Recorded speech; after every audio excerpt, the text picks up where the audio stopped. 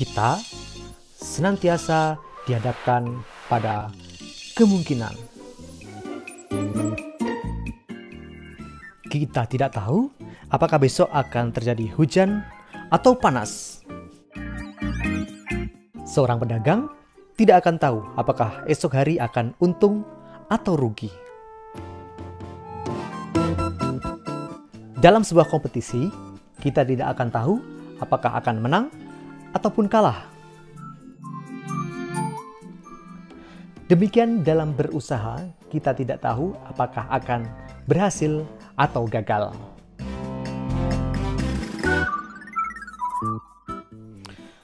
Dalam ilmu matematika, semua hal itu dipelajari dalam teori peluang.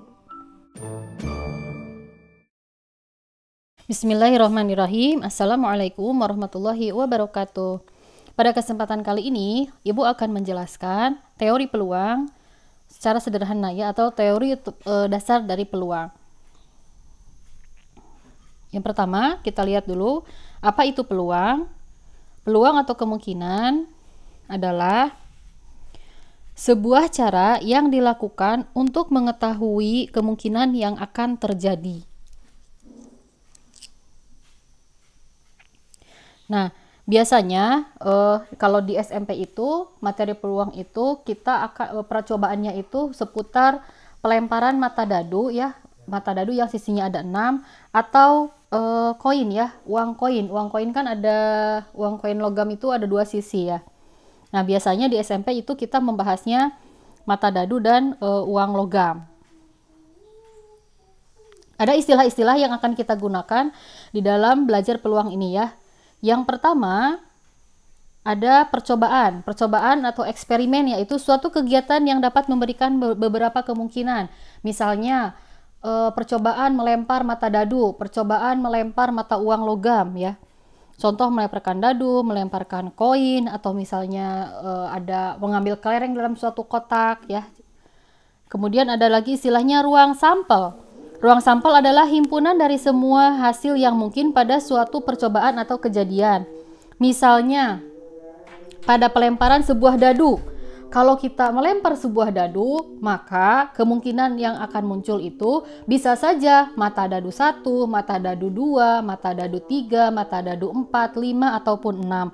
Nah, angka 1, 2, 3, 4, 5, 6 itu disebut dengan ruang sampel. Ruang sampel ini dilambangkan dengan huruf S. Nah, kemudian yang ketiga ada titik sampel. Titik sampel adalah anggota dari ruang sampel atau kemungkinan yang muncul ya.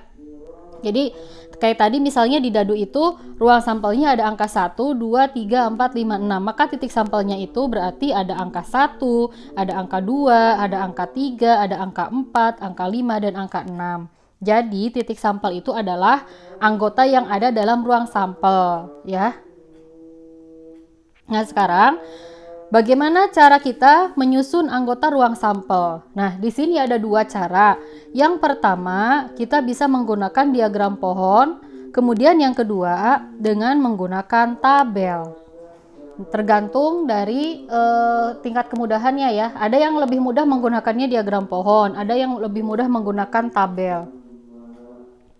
Nah, sekarang kita lihat dulu ruang sampel pada 1 keping uang logam. Udah tahu kan 1 keping uang logam itu seperti apa ya? Kalau uang logam itu biasanya ada 2 sisi. Sisi pertama itu sisi gambar ya. Biasanya tuh gambarnya gambar Garuda misalnya. Sisi yang sebelah satunya lagi itu adalah apa namanya? Itu biasanya ada tulisan rupiahnya, misalnya 1.000 rupiah ya. Uang logam itu kan ada 1.000, 100, atau 50 ya. Maka ruang sampel dari pelemparan 1 uang logam adalah, jadi kalau kita lempar uang logam, maka kemungkinannya bisa yang keluar itu yang pertama bisa berupa angka, bisa berupa gambar. Nah, angka sama gambar ini disebut dengan ruang sampel ya. Jadi kemungkinan yang muncul ketika kita melempar ketika kita melempar uang logam. Maka yang mungkin itu adalah ada sisi angka, ada sisi gambar. Biasanya angka sama gambar ini kalau di matematika atau dalam ilmu peluang itu ditulis dengan angka itu dengan huruf A, gambar itu dengan huruf G ya. Jadi ruang sampel pada pelemparan 1 uang logam adalah S sama dengan A, G atau angka koma gambar. Kalau ibu tanya berapa banyak ruang sampel dari pelemparan satu uang logam, ya kita hitung saja di sini. Berapa banyak ruang sampel? Kalau banyak berarti kita hitung ya. Di sini ada angka, ada gambar, berarti hanya 2. Jadi banyak ruang sampel dari pelemparan satu uang logam adalah, nah NS atau banyak ruang sampel adalah 2. 2 itu apa? Angka dengan gambar ya. Jadi hanya ada 2 kemungkinan ketika kita melempar satu buah uang logam. Nah, bagaimana jika kita melempar 2 uang logam? Coba bayangkan ya, coba bisa dilakukan percobaan ya. Pegang 2 buah uang logam, kemudian lemparkan. Ketika kita melempar 2 buah uang logam, maka kemungkinan yang terjadi adalah bisa jadi uang logam pertama itu muncul angka, uang logam kedua gambar. Bisa juga angka semuanya, atau bisa juga gambar semuanya. Nah, untuk menentukan ruang sampelnya ya dari pelemparan tersebut, ruang sampelnya bisa A, G, bisa angka dengan gambar, bisa gambar dengan angka, bisa angka dengan angka, bisa juga gambar dengan gambar. Titik sampelnya yang mana? Titik sampel berarti anggota dari ruang sampel kita pisahkan ya. Berarti ada A, G, ada G, A, ada A, G, G. Nah, bagaimana kita menentukan ruang sampel? Selain dengan melakukan percobaan langsung, kita juga bisa menggunakan 2 cara tadi yang ibu sebutkan. Bisa menggunakan tabel, bisa menggunakan diagram pohon. Nah, di sini ya, banyak ruang sampel dari pelemparan 2 uang logam ya. Di sini 2 uang logam adalah NS-nya sama dengan 4 ya. Di sini ada 4. 1, 2, 3, 4. Ada 4. Nah, cara menentukan pasangan-pasangannya selain dengan percobaan.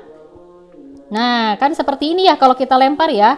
Bisa angka dengan angka. Ya ini kan angka dengan angka. Munculnya 1000 semua, atau di sini angka dengan gambar. Yang ini angka 1000, yang ini gambar. Atau gambar dengan angka. Uang logam yang pertama gambar, uang logam yang kedua angka. Yang ketiga gambar dengan gambar. Yang keempat ya maksud ibu. Yang keempat gambar dengan gambar. Itu peluangnya kalau kita melakukan dengan cara percobaan. Nah, selain percobaan tadi bisa kita juga melakukannya dengan diagram pohon. Nah, kalau diagram pohon seperti ini ya. Pertama koin 1 nih. Koin 1 kita tulis dulu ada A, ada G. Kemudian koin 2-nya ini A kita pasangkan lagi. A, G. Koin keduanya kita pasangkan juga A, G. Nah, setelah itu kita pasang-pasangkan A sama A. Jadi kan AA ya. Kemudian A dengan G, jadi AG ya, angka gambar. Kemudian yang ini G dengan A, GA, G dengan G, GG ya. Jadi ada AA, ada AG, ada GA, ada GG. Itu ruang sampelnya. Nah, bagaimana dengan menggunakan tabel? Nah, kalau masih 2 uang logam, kita masih bisa menggunakan tabel. Nah, seperti ini kita pasang-pasangkan. Koin pertama angka dengan gambar, koin kedua angka dengan gambar ya. Kita pasang-pasangkan A dengan A, maka jadilah AA ya. Kemudian di sini G dengan A ya, jadinya GA, G dengan G jadi GG. Kemudian di sini A dengan G jadinya AG ya. Sama ya, dengan cara diagram pohon kita dapatkan 4, dengan tabel kita dapatkan 4 ruang sampel, dan dengan percobaan pun kita bisa mendapatkan 4 hasil ya. Itu kalau 2 uang logam. Dan ruang sampelnya ternyata ada 4. Nah, bagaimana dengan 3 uang logam? Dengan 3 uang logam ya bisa juga dengan melakukan percobaan ya. Kita lempar uang logamnya 3 uang logam. Kira-kira kemungkinannya apa? Bisa angka semua, bisa gambar semua, bisa juga kombinasi antara angka dengan gambar. Nah, untuk menentukan ruang sampel 3 uang logam, agar lebih mudahnya kita gunakan diagram pohon. Nah, seperti ini ya diagram pohon.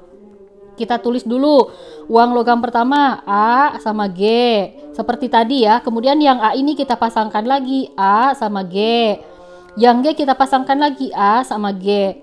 Karena ada 3 uang logamnya, kita pasangkan lagi A yang di uang logam pertama, kita pasangkan lagi. Kita buat cabang lagi A, G, dan seterusnya. Nah, setelah kita buat semua cabang, kita pasang-pasangkan ya. Berarti kita pasang-pasangkan di sini A. Ya, di sini jadinya A. 3 kali. A, A, G ya. Jadinya seperti ini A, G. Kemudian A, G, A. Kita tulis di sini A, G, A, G, G. Kita tulis di sini A, G, G. Kemudian selanjutnya di sini G, A ya. Kita tulis G, A, G. Kita tulis di sini G, G, A. Kita tulis di sini. Kemudian G, G, G. Kita tulis di sini. Kita hitung ada berapa banyak ruang sampelnya atau NS-nya. Ada 1, 2, 3, 4, 5, 6, 7, 8 ya. Ruang sampelnya ternyata ada 8. Nah, seperti ini kalau dengan percobaan ya, angka semua atau bisa juga 2 angka 1 gambar dan seterusnya sampai ke bawah gambar semua ya. Itu kalau dengan percobaan. Nah, ini ruang sampelnya kita tuliskan A ya, seperti ini. AG, AGA, AGG, GAA ya, seperti ini. Boleh pakai koma, boleh enggak ya. Untuk satu titik sampel di sini boleh kita nulisnya langsung AAA, AAG, AGA seperti itu ya. Jadi banyak ruang sampelnya adalah dari pelemparan 3 mata uang logam adalah NS sama dengan 8. Nah, itu kalau kita melakukan percobaan dengan uang logam ya. Nah, sekarang kita coba kalau 4. Wah, tambah banyak nih kalau 4. Berarti kemungkinan juga akan ada banyak ya. Tadi kalau satu uang logam ruang sampelnya ada 2. Kalau 2 ada 4. Kalau 3 ada 8. Berarti kalau 4 akan semakin banyak. Nah, diagram pohonnya seperti ini ya. Silakan nanti bisa dipelajari sendiri. Di sini ada berapa ruang sampelnya? Nah, banyak ruang sampel dari pelemparan 4 uang logam adalah ada 16. Kalian bisa melakukan percobaan sendiri ya dengan cara melempar uang logam yang ada di rumah.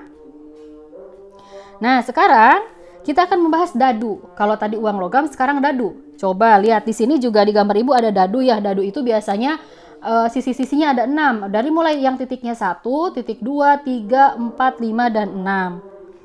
Jika kita melempar satu dadu, maka pada dadu akan ada 6 kemungkinan yang muncul, yaitu mata dadu 1, 2, 3, 4, 5, dan 6 ya. Itu berarti disebut dengan ruang sampel. Banyak ruang sampel dari pelemparan satu dadu adalah NS sama dengan 6 ya, karena kemungkinannya cuma titik 1, titik 2, titik 3, titik 4, titik 5, dan titik 6. Nah, sekarang bagaimana kalau ada 2? Bisakah kita menggunakan diagram pohon untuk menentukan ruang sampelnya? Sangat bisa. Tapi untuk mata dadu akan lebih mudah kalau kita menggunakan tabel ya. Nah, coba sekarang kita lihat. Nah, ini tabelnya ya. Dadu pertama kita simpan ke bawah, ini titik 1 sampai dengan 6 ya. 1, 2, 3, 4, 5, 6 sampai ke bawah. Dadu yang keduanya ke samping kanan, 1, 2, 3, 4, 5, 6. Setelah itu kita pasang-pasangkan ya. 1 dengan 1 jadi 1,1, 1 dengan 2, 1,2, dan seterusnya sampai di ujung 6,6 ya. Ada berapa ruang sampelnya. Nah, ini kalau sudah dijabarkan kan seperti ini ya, 1,1, 1,2 sampai dengan 6,6. Banyak ruang sampel dari pelemparan 2 dadu adalah NS sama dengan 36. Nah, sekarang bagaimana kalau kita melakukan percobaannya? Satu dadu dilempar, kemudian mata uang dilempar bersama-sama. Kira-kira munculnya apa? Yang pasti satunya itu akan berupa titik dari dadu, satunya itu berupa angka atau gambar dari mata uang. Nah, untuk menentukan ruang sampelnya, nah kita pakai ini aja. Kita pakai tabel agar lebih gampang ya. Di sini mata uangnya ada angka, ada gambar, dadunya ada titik 1, 2, 3, 4, 5, dan 6. Kita pasang-pasangkan, ini kan tadi angka ya. Ini angka, yang atas angka, yang bawah gambar. Kita pasang-pasangkan. A, titik 1. Kemudian di sini A, titik 2, A, titik 3, angka koma 4, angka koma 5, angka koma 6. Kemudian di sini gambar kita pasangkan G1, G2, G3, G4, G5, dan G6. Banyak titik sampelnya, 2 kali 6. 2 itu dari kemungkinan mata uang yang muncul ya, kemudian 6 itu dari dadu. Maka ketika ditanya berapa banyak titik sampelnya, maka jawabannya adalah 12 ya. Kita tuliskan ruang sampelnya A1, A2, A3, A4, A5, A6 sampai dengan G6 ya, G1, G2, G3, G4, G5 dan G6. Nah, sekarang kita tadi sudah melihat ya, menghitung banyak ruang sampel. Ternyata selain dengan melakukan percobaan, kemudian menghitung secara manual, untuk menghitung banyak ruang sampel atau NS ya, itu untuk menghitung NS, kita juga bisa menggunakan rumus ya. Kalau misalnya ibu tanya, berapa banyak ruang sampel ketika kita akan melemparkan 7 buah mata uang? Kan kalau misalnya dengan cara kita melakukan dengan cara membuat tabel atau dengan membuat diagram pohon itu kan memakan waktu yang banyak ya. Ternyata kita bisa menghitung banyak ruang sampel dengan menggunakan rumus. Nah, sekarang kita lihat untuk mata uang logam, kita lihat dulu ya. Tadi kan kalau satu uang logam, maka ruang sampelnya itu ada A, G. Banyaknya itu adalah 2. Kalau ada 2 uang logam, banyak ruang sampelnya itu adalah 4. Kalau 3 uang logam ada 8. Maka untuk menghitung banyak ruang sampel atau NS dalam pelemparan N buah mata uang logam, yaitu rumusnya adalah 2 pangkat N ya. Jadi misalnya yang ini kalau 2 uang logam berarti banyak ruang sampelnya adalah 2 pangkat 1 sama dengan 2 ya. Sama dengan 2. Kalau 2 uang logam 2 pangkat 2. 2 pangkat 2. Betul kan ya? 4 ya. Kalau 3 berarti 2 pangkat 3. Betul ya, sama dengan 8. Kalau 4 berarti berapa? Kalau 4 uang logam, kalau 4 berarti NS-nya 2 pangkat 4 sama dengan 16 gitu. Itu kalau pakai rumus ya. Kenapa ada angka 2? 2-nya itu dari ruang sampel satu buah uang mata uang logam ya. Kan kalau kalau uang logam itu kemungkinannya itu adalah muncul angka dengan gambar. Maka di sini ada angka 2. Nah, bagaimana dengan mata dadu? Nah, dari mata dadu juga kalau misalnya kita lihat ya di sini, kalau satu dadu itu 6, kalau 2, 3, 6, maka untuk menghitung banyak ruang sampel atau NS dalam pelemparan N buah dadu yaitu 6 pangkat N. Karena sisi dadu itu ada 6, maka rumusnya itu adalah NS sama dengan 6 pangkat N ya. Kalau satu dadu kan berarti 6 pangkat 1 ya. Kalau 2 dadu berarti 6 pangkat 2. Berarti kalau 3 dadu ada berapa ruang sampelnya? Kita hitung 6 pangkat 3, 216 ya. Jadi di sini nanti kalau 3 dadu ada 216 titik sampel. Ya, banyak sekali ya. Nah, sekarang kalau misalnya campuran, ada dadu, ada mata uang. Maka untuk menghitung ruang sampelnya adalah untuk menghitung titik sampelnya adalah rumusnya NS sama dengan 2 pangkat N kali 6 pangkat N. Kenapa 2 pangkat N kali 6 pangkat N? 2 pangkat N ini dari mata uang, 6 pangkat N ini dari dadu. Misalnya, ibu melempar satu mata uang dan satu dadu. Satu logam ya, satu uang, satu dadu. Maka NS-nya sama dengan 2 pangkat 1 kali 6 pangkat 1. 2 kali 6 sama dengan 12 ya. Itu NS-nya. Anggotanya apa saja? Tadi sebelumnya sudah ibu jelaskan ya. Ada bisa A,1, bisa A,2, bisa A,3 sampai G,6. Nah, itu saja mungkin penjelasan dari ibu untuk kali ini ya. Teori dasar dari peluang. Barangkali ada yang mau ditanyakan, silahkan boleh tanya melalui WhatsApp ataupun lewat Google Classroom ya. Assalamualaikum warahmatullahi wabarakatuh.